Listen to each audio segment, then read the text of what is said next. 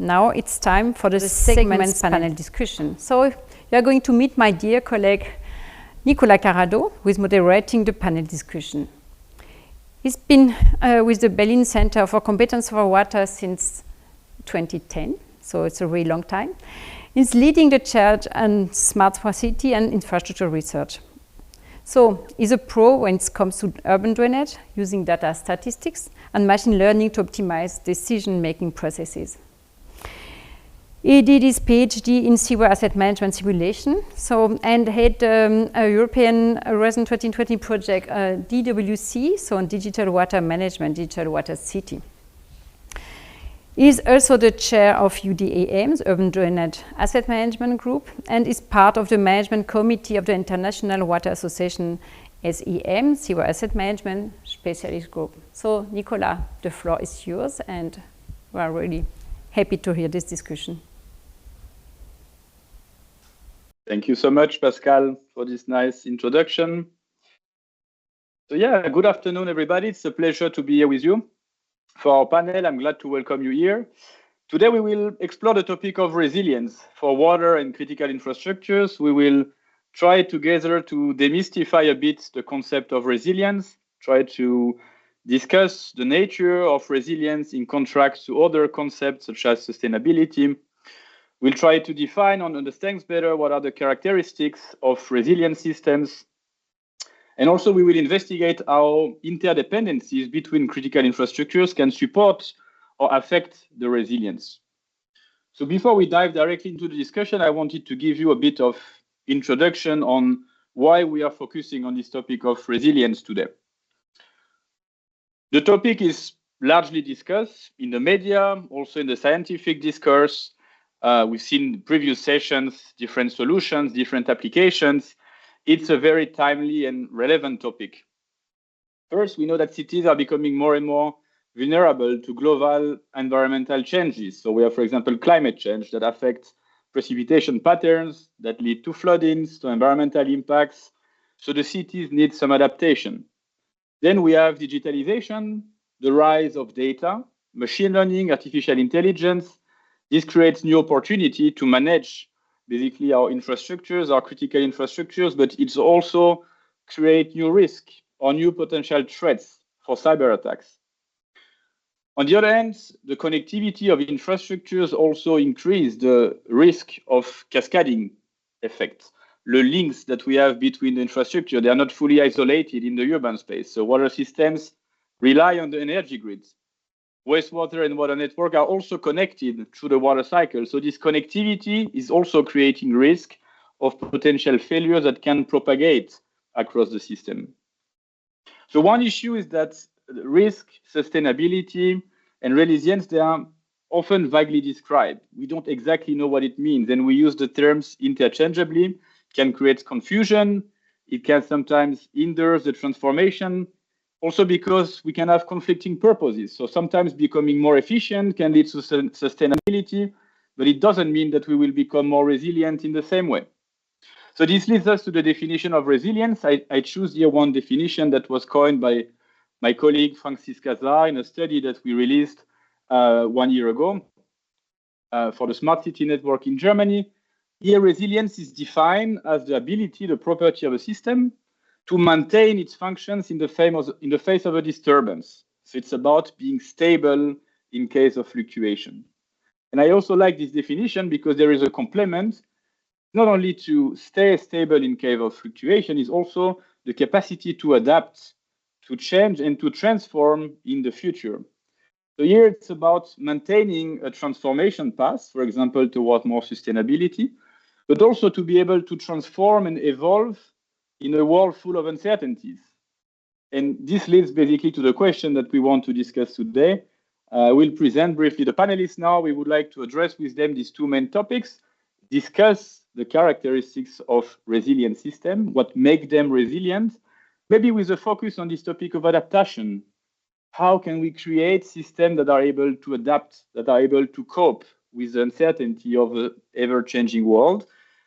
And the second point is how interdependency between urban critical infrastructures can impact this resilience, and how can we cope also with this?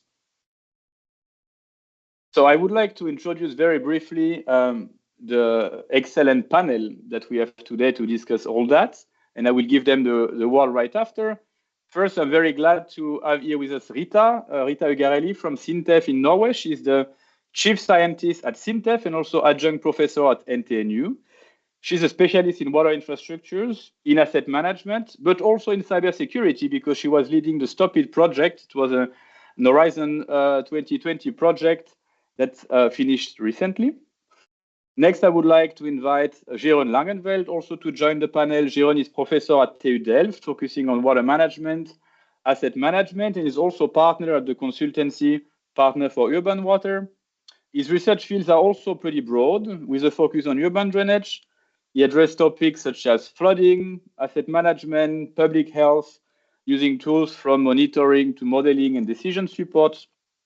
Next, we also have with us Beniamino Russo from the University of Catalonia in Spain.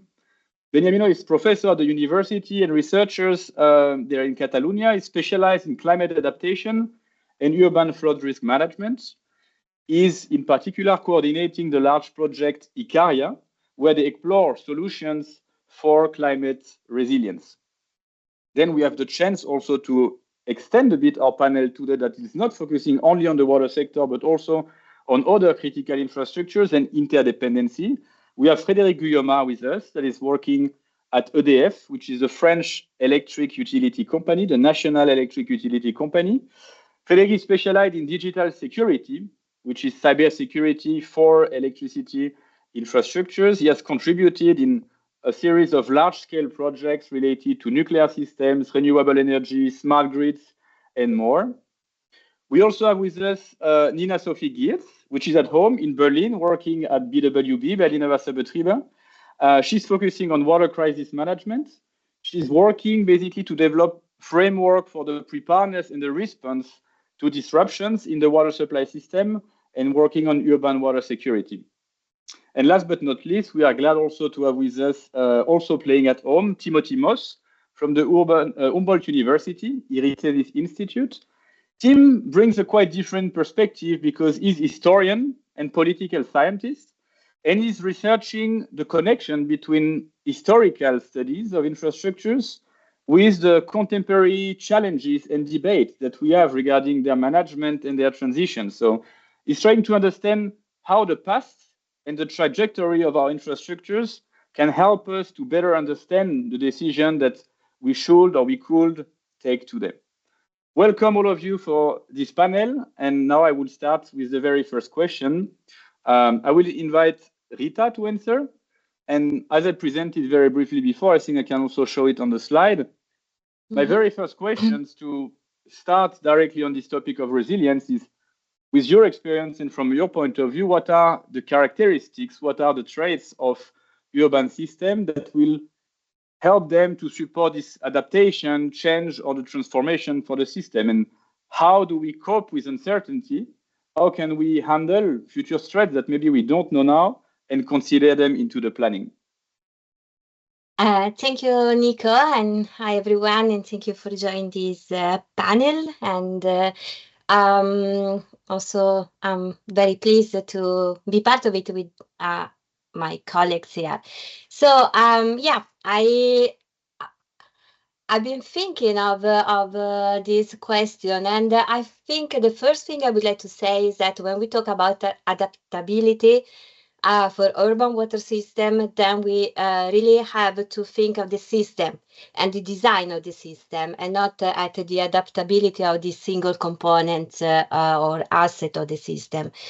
And so overall, the system as a whole has to work and has to guarantee the service, either being water supply or wastewater drainage system.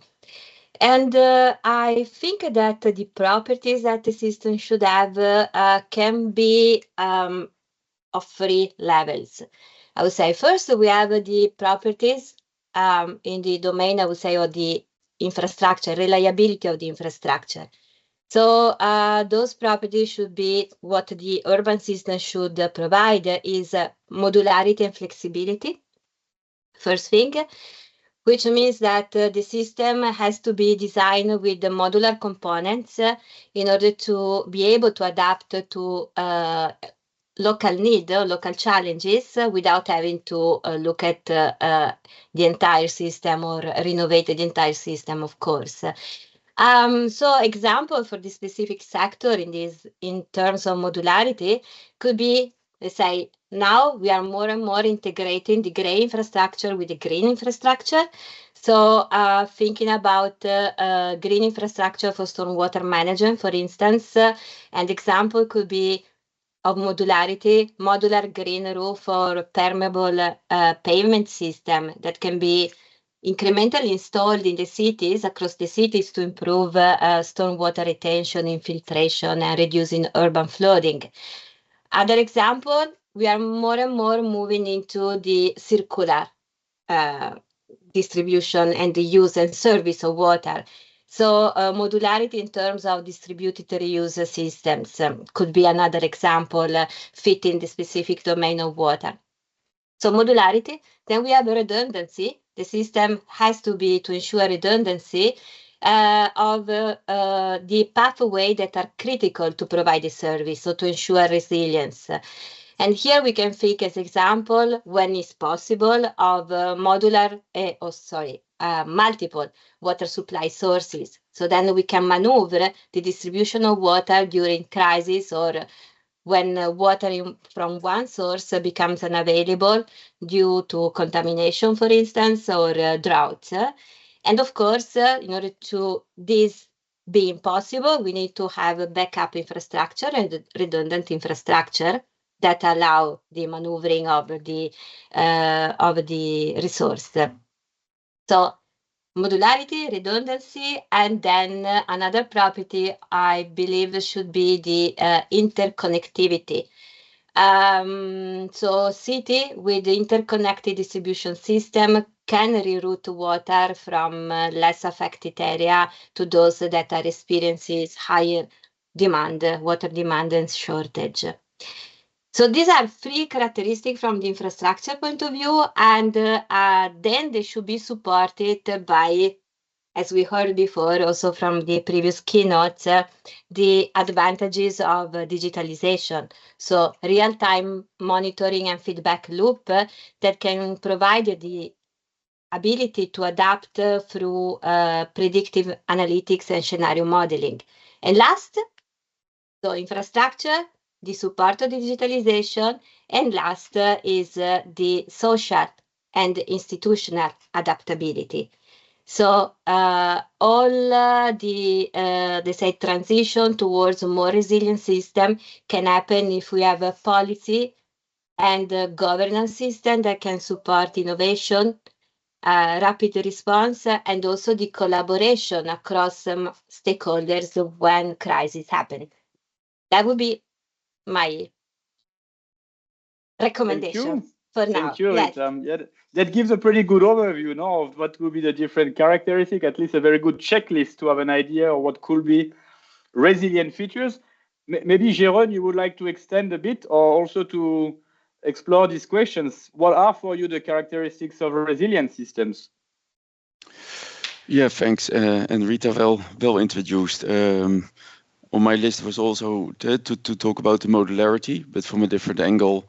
What you typically see is that different infrastructure, they have a different size of the primary unit. So a drinking water district is typically much larger than a sewer district. And urban heating is also has different sizes. And when you want to upgrade an urban area, then then you are some infrastructures may last for another 40 years, whereas others need to be replaced within 10 years. So the remaining service life of those individual infrastructures is very relevant. And if you want to change systems fully, because if you really need to adapt, then the size of the primary unit is the size where this change has to take place. And that's difficult in practice because of those larger infrastructures. They all have different sizes in those primary units.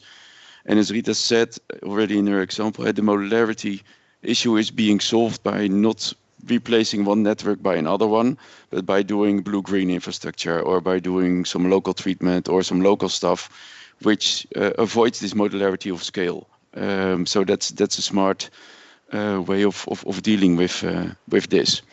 So that this has to do with the structure of your infrastructure, and you can avoid the complications of that structure by adding infrastructure which can be applied on roof scale or apart or block scale.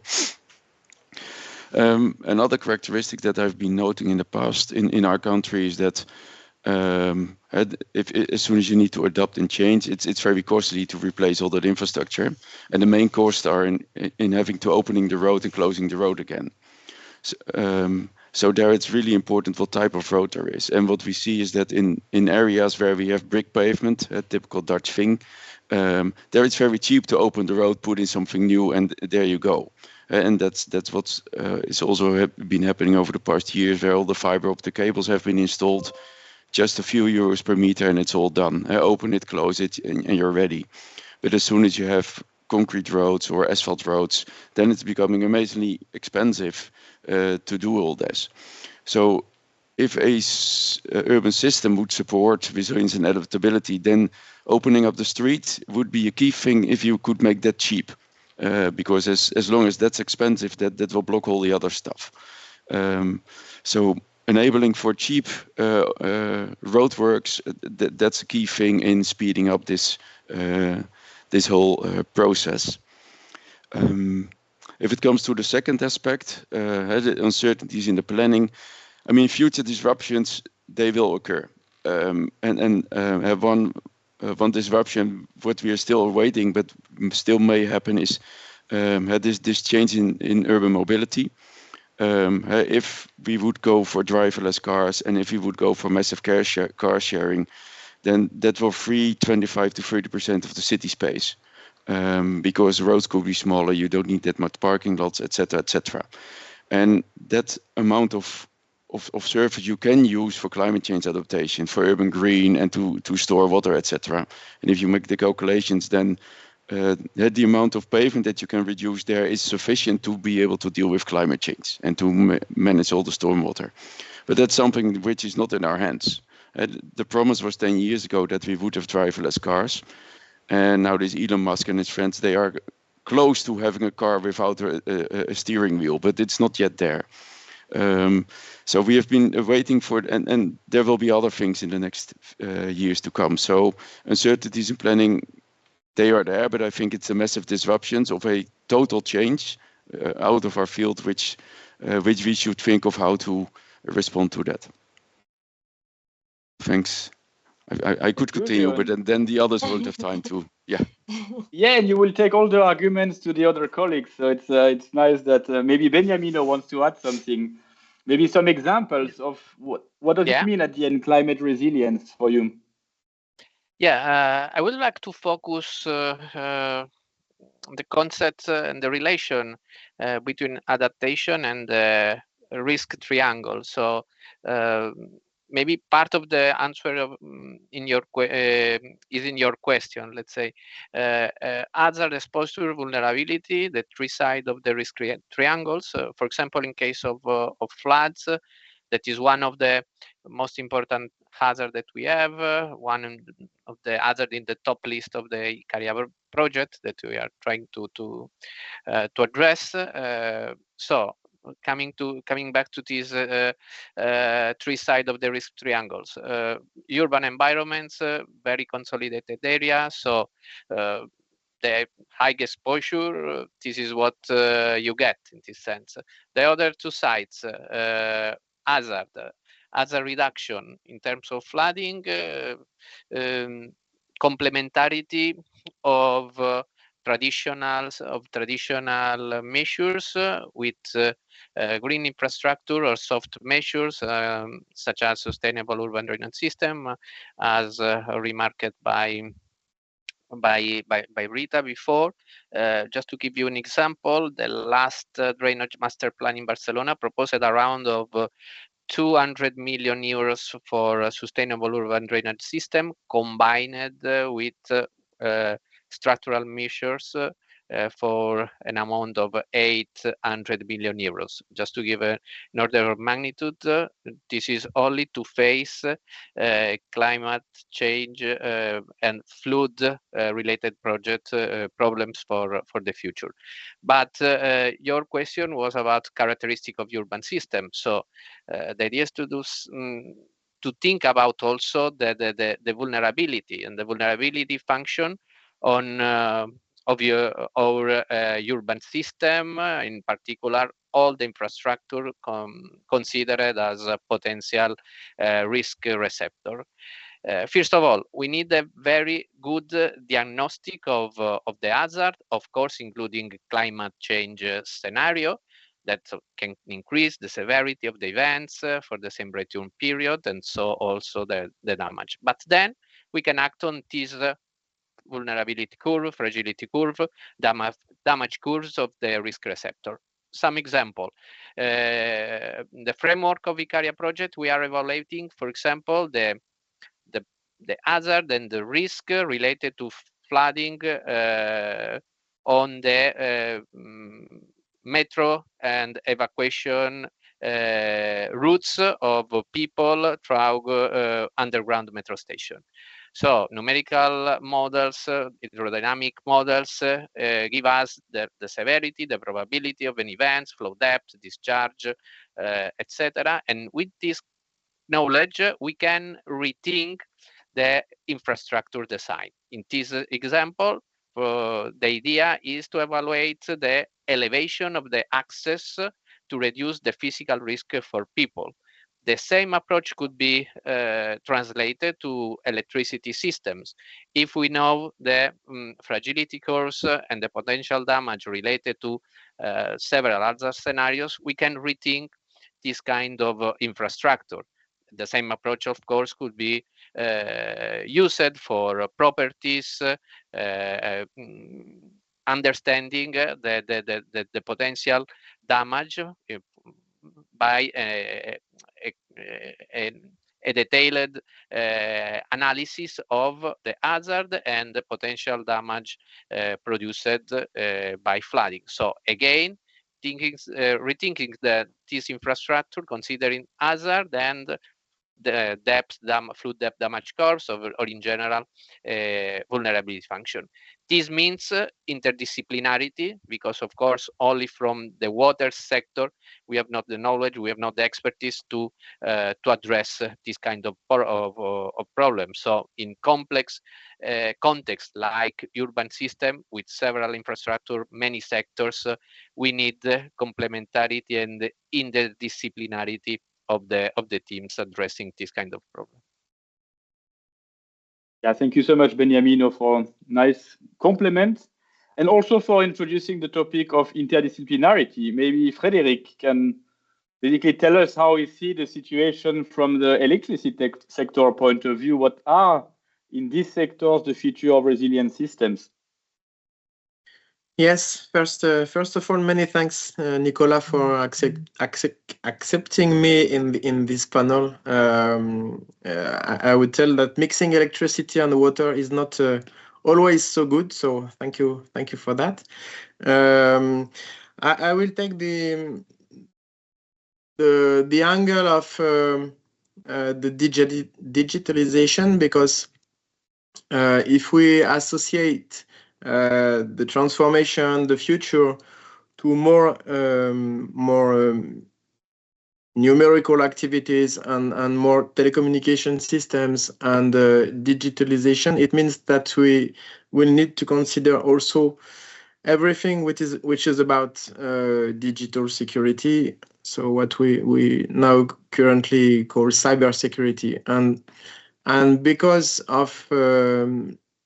because this topic is really growing in the landscape of the global risk, in all the domain and the consideration of the different activities, it is growing really. There is an impact, of course, on resilience, and it could be important impact because there is a strong connection with all what will be a management system for the water domain. So if we focus on that, it's exactly the same. Then we could have some issue to manage our power plants in the electrical activities, or to manage our networks, our substations, our electrical vehicles, smart charging systems. All that is, there is a common point, and I would say a common failure point if we don't consider that.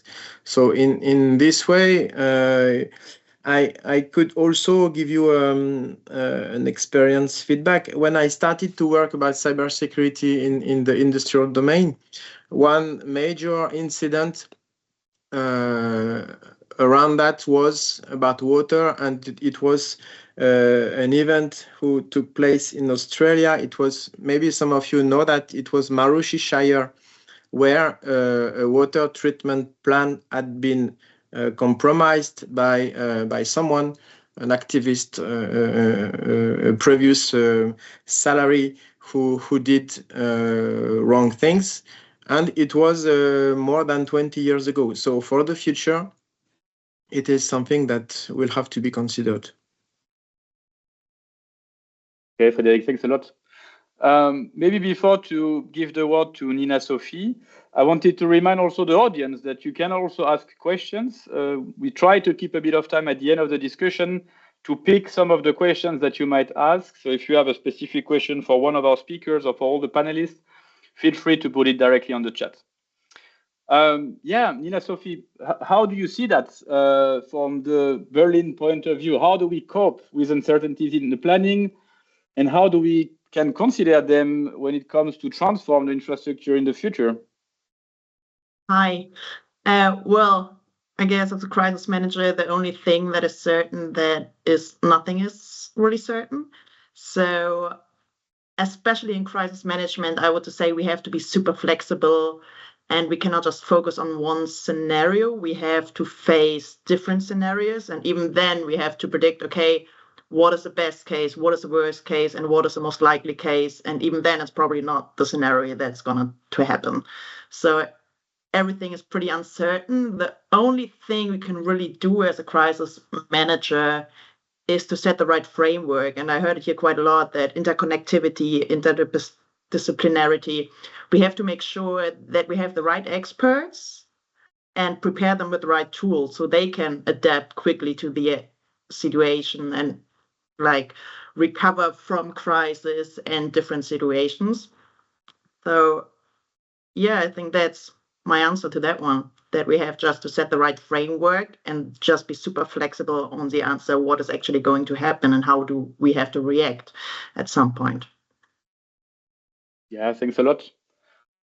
Tim, you would like to complement maybe on this answer that you have, maybe with your experience with history on the one hand and infrastructures from a more general perspective. What did you learn by checking in the past regarding the features of resilient systems? Yeah, I want to sort of take a rather different perspective on this, because we've been talking now about sort of adaptability, changeability, resilience, looking to the future. And I want to argue that the past actually is a really important experiential resource to give us guidance, to inspire us, maybe to challenge us, to nudge us. And because in actual fact, we like to think of these infrastructure systems as very obdurate and very path dependent. Thinking back to some of the talks earlier today, a lot of people were sort of pointing to the past as the problem, as the source of the problem. These systems, these sewer systems, we can't change and we're stuck with them.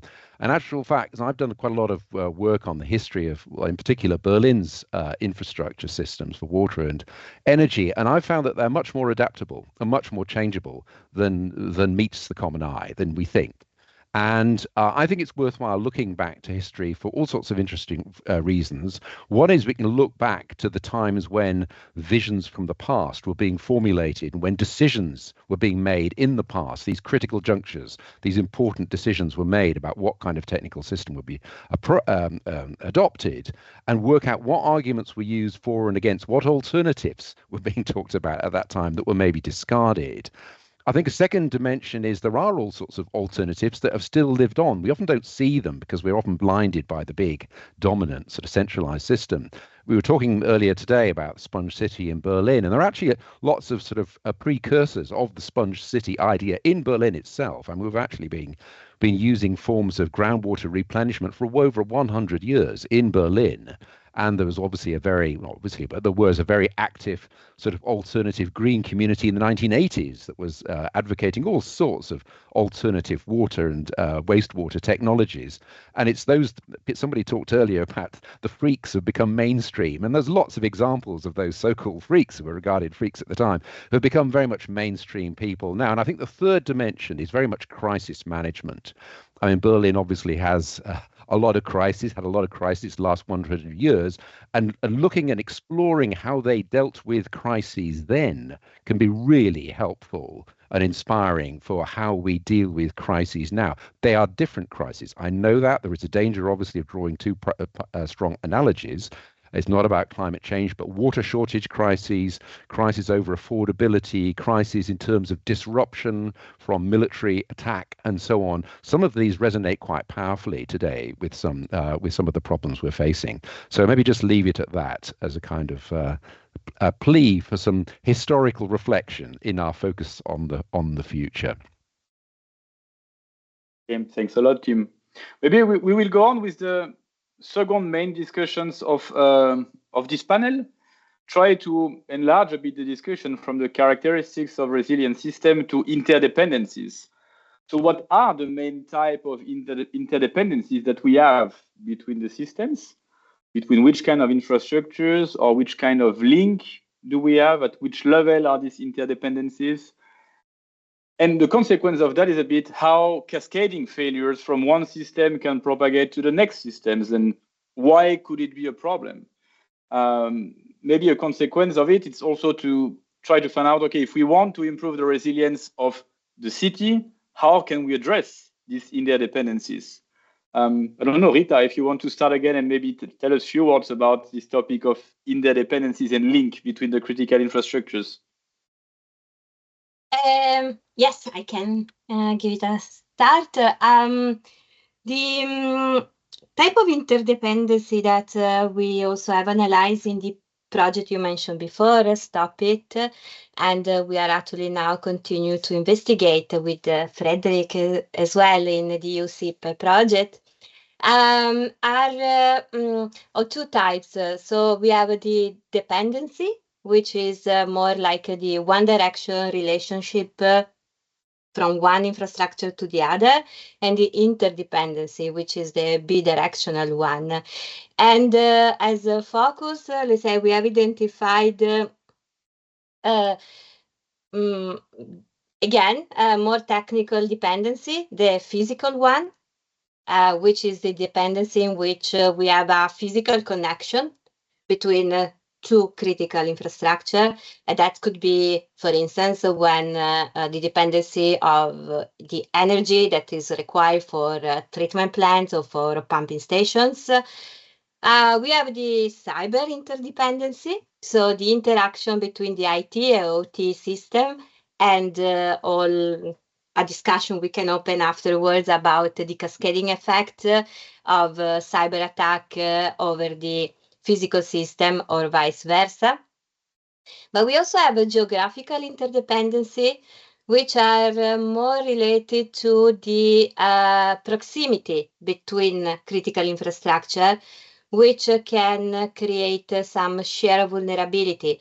So it's here is the case, for instance, of power lines, roads, and communication system that are in the same flood-prone area, and then they can all fail at the same time during a natural disaster. So what to do there, how to ensure to be prepared in case of an event like that. Then there are the logical interdependency, which have nothing to do with the physical, but are more operational, procedural. That's when, for instance, we, during a disaster like a flood or earthquake, the water utility depends on the coordination with emergency systems for rapid response and the communication doesn't arrive. That is more operational on the process, on the procedure that should be in place. But there is also, I would say, always now we more and more talk about stakeholder engagement, citizen engagement. So there is also a social interdependency, which is the sector also relies on the human behavior and the action of society. So going back to what we were discussing before about adaptability, there is also the element of acceptance of change and the societal readiness level, not only the technological readiness level. So it's important that the public is also ready to receive and to act when there is a crisis. So to be in condition of water scarcity, we rely on the public to really drink less, use less water. That is a social interdependency to face a temporal situation of crisis. So those are the type of dependency, interdependency that we have been studying and identifying in our projects, and we use then afterwards to model the critical functions across infrastructures. Thanks, Rita. Yeah, it shows well the complexity and the different levels between these dependencies. It's much more than just the risk of cascading effect from one infrastructure to the other. There are dependencies or interdependencies at different levels. I would like to ask the same question to Jérôme and maybe ask you to extend a bit more to what you said in the first questions, because you mentioned that we might find opportunities in these interdependencies. You mentioned, for example, infrastructure rehabilitation can support climate adaptation. If we use the opportunity of road rehabilitation or network rehabilitation for decentralized infrastructures or for measures that will lead to climate adaptation, it can be a chance. You mentioned a similar example with the adaptation of the transport systems or usage. Can this interdependency also be your opportunity, not only a threat? What would be your thought on that? Yeah, my thought on that would be that it could be both.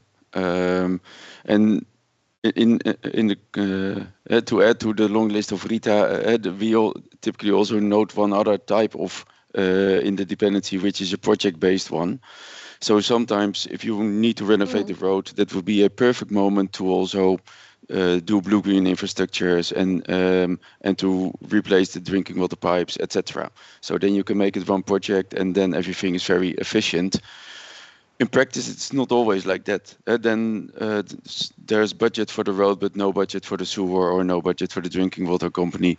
Then you need to wait for the others to also have budget, and then everybody's waiting until a final decision is being made. So sometimes working in an integrated manner and benefiting from the independencies could help to make something really beautiful. And for example, have a tunnel which combines all sorts of pipes. But getting it organized and getting it done is sometimes even blocking decision making. So my answer to your question is it's both. Sometimes it's helpful, sometimes it's not. As a researcher, and if you look at cascading failures, then we see that once you're in a transition, then you're going into a new field, and then you're starting some unknowns to the equation. One example is that we are applying more and more blue-green infrastructure where we infiltrate stormwater. And that's all good as long as you do 2 to 5 to 10% of your city. But as soon as you start to exceed that level and go 20, 30, 40% of your city, then all of a sudden you start to increase the amount of groundwater massively. And if you haven't accounted for that, then your groundwater table will be much more dynamic than before. So your city will become a sponge city, but not a controlled sponge. Meaning that at the end of winter, groundwater tables may be very close to the surface. there may be a lot of infiltration and inflow to your sewers, collecting sand particles, and therefore creating puddles in the road and collapse of the road, which before never happened because the groundwater table did never exceed the ground of your sewer pipe.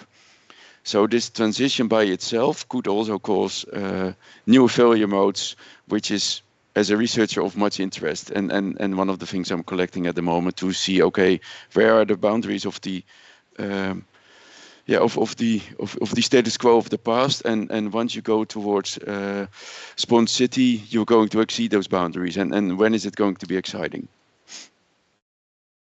Yeah, thank you, Jean. Very interesting, this topic of unexpected interdependency. Somehow it adds also a layer of complexity, or show again this topic of uncertainty. We don't know exactly how this dependency or interdependencies can also evolve in the future. Beniamino, in your projects or in your experience, which roles are playing these interdependencies between infrastructures when it comes to climate resilience? Yeah, Icaria tried to address this topic because, of course, in order to have a comprehensive risk assessment, the consideration, a proper consideration of the dependency and interdependency is a must. So we are trying to consider complex, let's say, complex scenario, not only considering cascading effect and multi-risk, but also considering, for example, the multi-hazard approach. I mean, this complex scenario should consider, first of all, the possibility to have compound events. So Icaria is trying to, first of all, evaluate, estimate the joint probability for this kind of events, so compound events that can occur at the same time, let's say compound coincident events, but also consecutive events that could be related or not. So complexity in the drivers and propagation of these effects into the risk receptor with several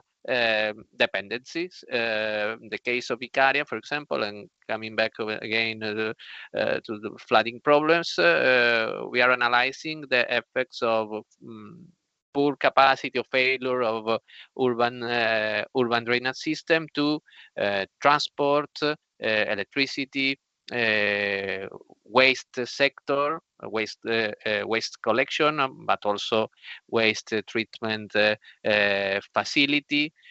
So the idea is to consider complex scenarios from the drivers up to the risk receptor and the cascading effects, and of course not only direct and indirect damage, so also intangible and intangible. This is the unique way to have, as I said before, a comprehensive risk assessment, and this is also the way to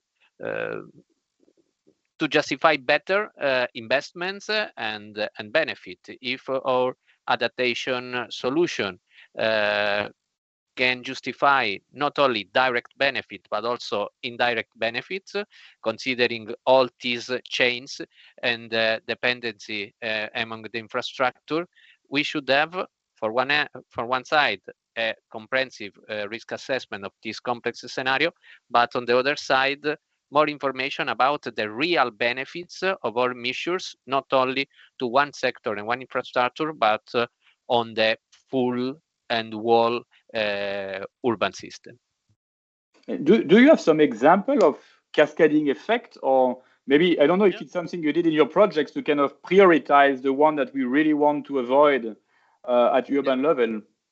Yeah. For example, we are developing very detailed 1D to the dual drainage models. So the idea is to have very detailed information of water depth on the streets. This water depth is used, for example, to estimate problems for the evacuation, as I said before, for the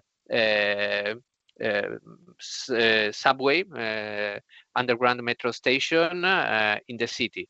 For example, this or the electricity infrastructure, main and secondary infrastructure in flood-prone area. So we cross water depth with fragility curves of electricity system, and then colleagues from these fields estimate the direct damage of the flooding produced on the asset, but also the economic impacts due to the failure of these electricity assets. For the waste, something like this. So we are trying to consider to involve more sector, more experts from each sector, and relate hazard and vulnerability function in several fields. Thank you. And Frédéric, if we come back maybe with you to the electricity sector, at EDF, which kind of interdependencies you are looking at in your scenarios, and which other infrastructures or critical infrastructure you are working with to address these interdependencies, at which level you are working? Yes, of course we have, because you know that we manage many power plants with hydroelectricity. So we have plants with facilities where if we don't have water, we can't produce our business, our electricity. And in another way, if I say about water, if there's no water, if there's no electricity, if we have issue on our substation, on our power plants, it will be complicated to manage the pump and all the equipment that could be needed in the management of the water network. So in this way, it's important. I was leading a European project named Praetorian, and we studied this topic about cascading effects and interdependency, because electricity is providing many other sectors, many other critical sectors, and of course, such as hospital, airport, maritime port, telecommunication systems, all these critical activities need electricity. So if we have issues by our side, there will be big issues for other sectors. This is why resilience is becoming so important in the view of Europe. And this is why, as mentioned, Rita, we are working also in the EU SIP project to address this big issue. So there are many interdependency with, of course, with electricity. Okay, thank you. And maybe coming back now to Berlin, Nina Sophie at BWB in Berlin, which kind of impacts you are looking at when it comes to interdependency and cascading failures? And maybe also, can you tell us what you are doing at BWB or with the organization to improve the resilience when it comes to these interdependencies between infrastructures? Surely do. Yeah, well, we are always sitting. Berlin has quite a lot of stakeholders when it comes to critical infrastructures, and it's nice that we talk to them from time to time. And I think our final boss is always the electricity, because our waterworks runs also with electricity. So whenever something, I do not talk about a local power shortage, more like a bigger event, like a blackout or something like that, then we also come to quite a troubling situation. We do have emergency power running, so we are quite happy about that. So we can still supply water for quite amount of time. But some point we also come to an end, and then it happens that the hospitals cannot provide anything anymore, because they might have emergency power, but in case we can't supply water anymore, they can run the hospital. So everything is kind of interconnected and needs to be, well, worked hand in hand, I guess. And that is also when it comes to the third question here, what should be the primary focus areas for improving the resilience? I think we have to strengthen the awareness of one another. So we have to talk to other critical infrastructures, not just about the good things that happen, but also about the weaknesses, the problems, and the needs other critical infrastructures have. So we might provide some other resources they don't have, but we do have, or other way around, so that we can work hand in hand. And we kind of leave this focus on, I have to provide the resilience of the Berliner Wasserbetriebe, but I'm also a Berlin citizen, so I kind of want to provide the resilient Berlin because I need every critical infrastructure at some point. So yeah, we have to work a bit better together, I guess, and share more information, as it said before. But then it comes to the big term data protection, which is also a final boss, actually. But it has to be more collaborative. We have to share more. We have to work together more, to do exercises also within critical infrastructures, so we can see, okay, what is actually happening in Berlin when we all work together? What do we have and what do we need? And what kind of challenges you see to increase this cooperation, like this collaboration? It seems extremely complex, no? When we see all like the links that you were presenting. So, which kind of challenges you see there?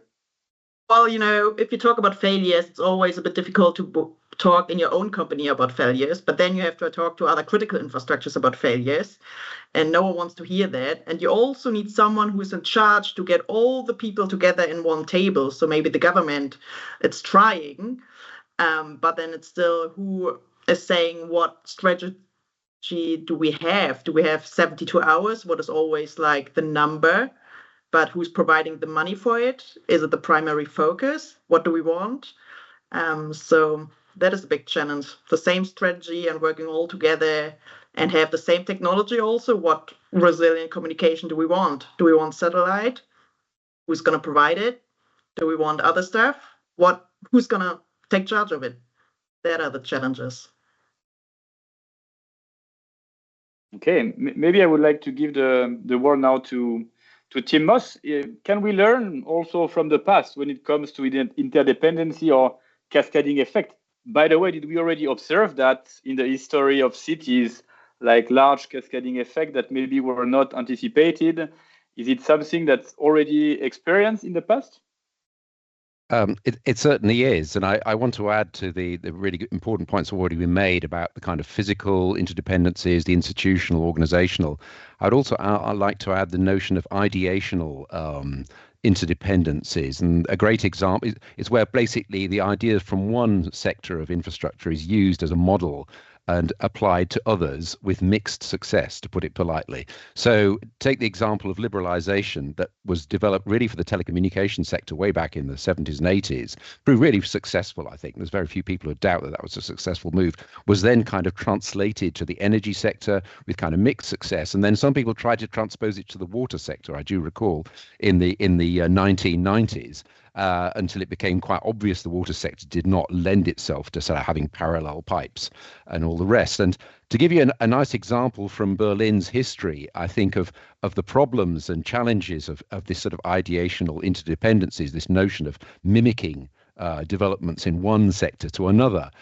Is a great example from the Cold War in West Berlin, where West Berlin, as part of its resilience strategy for energy, decided to produce all its electricity within the confines of West Berlin. So it built altogether 12 power stations that was indeed, from the middle of the 1950s, producing all its electricity. And this was celebrated at the time as a great sort of symbol of resilience, the resilient city. The electricity island was a very big, powerful image. And they tried to use that as a model for the sewage system in the 1950s. And they actually drew up plans for up to 5 sewage treatment plants within the confines of West Berlin, which would have completely reconfigured the whole sewer system, which is more a radial system, dependent on East Germany. And they realized, and that was the interesting point, that model would not work for the sewage system, because they recognized that not only were they dependent on East Germany for treating their sewage, but actually the East Germans were dependent on West Berlin's sewage, the water and the nutrients in the sewage, for producing foodstuffs on the sewage farms. And that was that realization of that geopolitical interdependency that led to a cooperation that began in the early 1950s and survived amazingly across the entire Cold War period. So across the building of the Berlin Wall and all the rest. So you had two completely completely different examples, electricity versus sewage, that developed in the same city under the same geopolitical context. And it reveals the importance, I think, that there is no one sort of golden bullet. You know, the autarkic solution is not it can be really resilient, but also a very strong form of interdependence between two balanced interdependencies, powers, can also be very resilient for very different reasons. And sort of working with those kind of historical examples, I think, can be very, very instructive. It's very interesting because we mentioned that redundancy is often a characteristic of resilient system. So we could think that autarky in this way go a bit in the same directions. If you are autark, if you have a very redundant system for you, it will be more resilient. But your example is showing more that here the solution was cooperation as a feature of the resilient city or organization. I don't know if someone from the panel maybe wants to add something or add another thought to these points that we just discussed. If not, I will go for our next question.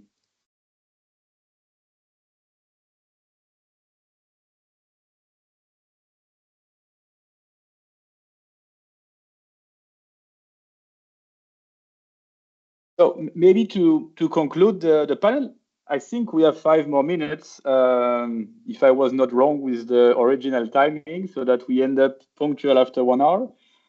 I wanted to have a brief summary with you. I'm not sure we will be able all to provide an answer. My question will be, how do we really manage to improve this resilience? How can we better communicate the resilience with policymakers, with stakeholders, when performance very often is what is expected? So we talk very often of efficiency, of optimization, of performance, and a bit less of resilience.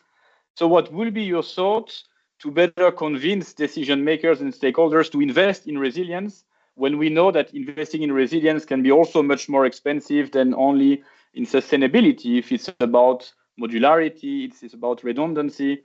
So how do we manage to develop the right narrative to invest in resilience? I don't know if one of you wants to drop some ideas or some thought on these questions.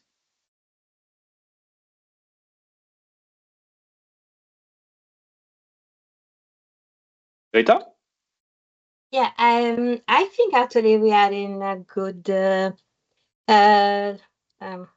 situation to bring the message, because now, say, policy and strategies are helping us in these directions. So we will soon have the what's called the water resilience strategy, European water resilience strategies. That's given the evolution of the commissioner that have been confirmed, should be launched for the new European strategy up to 2029. So water is really in the agenda. I'm talking about water now specifically, not the critical infrastructure per se, but also when it comes to the critical infrastructure, the new CEF directive, Critical Entities Resilience Directive, they impose the member states to come up with risk assessment and